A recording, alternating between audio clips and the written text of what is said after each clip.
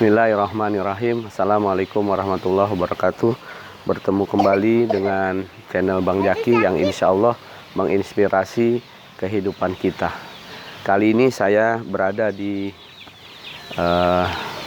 Depok.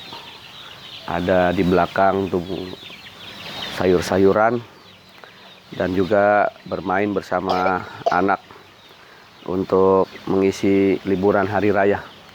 Kali ini ada satu kisah yang mana kita ketahui saat ini masih pandemi corona.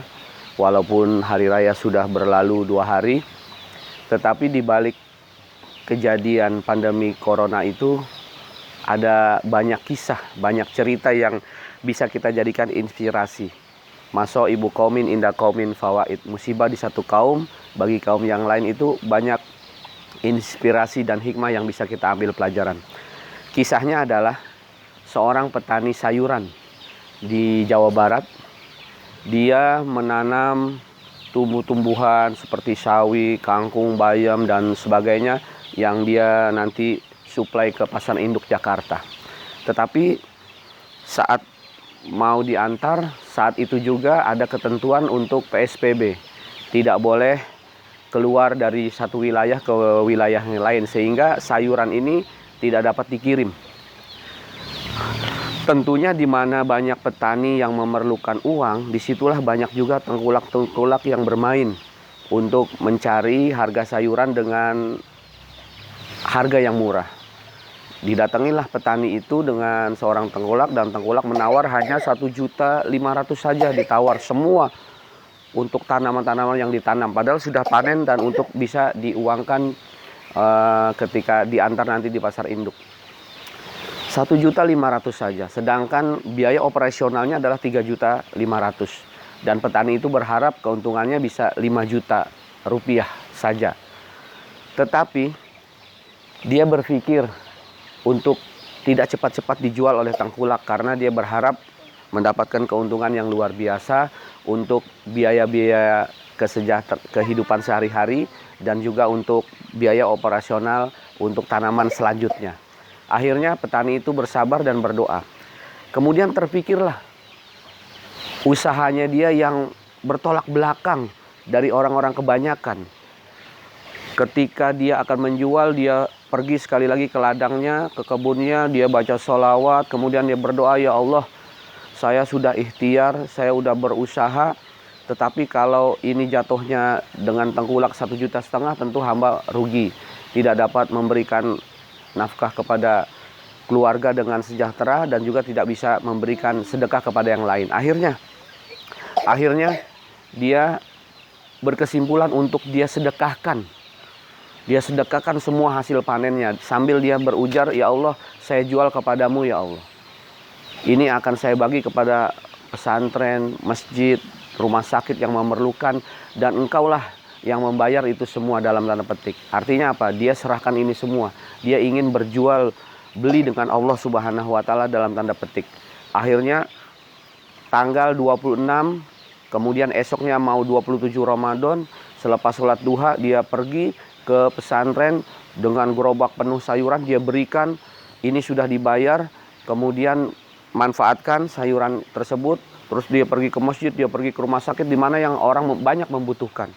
Kemudian dia dengan tenang hati, tenang jiwa, kemudian dia berdoa, ya Allah, sudah saya serahkan semua sayur-sayuran kepada orang yang berhak menerimanya.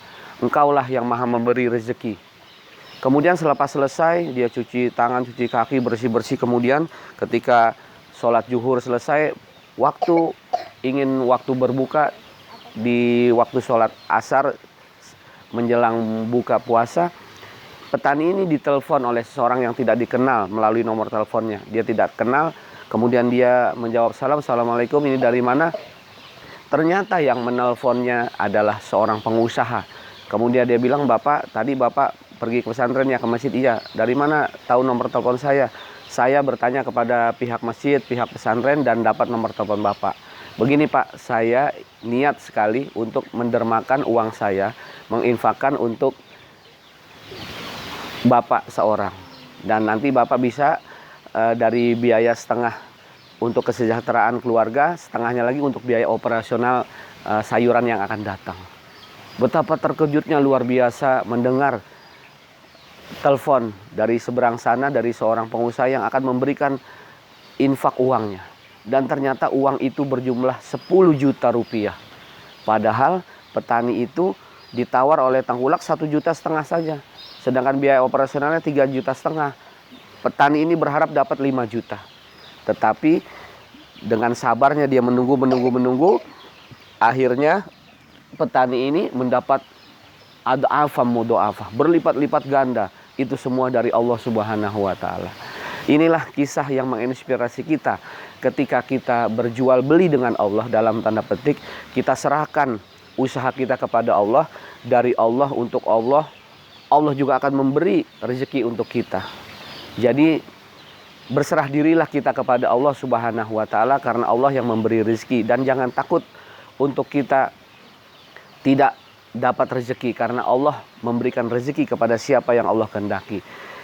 Dengan catatan kita sudah berikhtiar, berdoa, dan insya Allah hasilnya Allah akan berikan yang terbaik kepada kita. Mudah-mudahan kisah inspirasi di saat pandemi corona ini mudah-mudahan menjadikan kita bertambah yakin bahwa Allah lah yang memberi rezeki.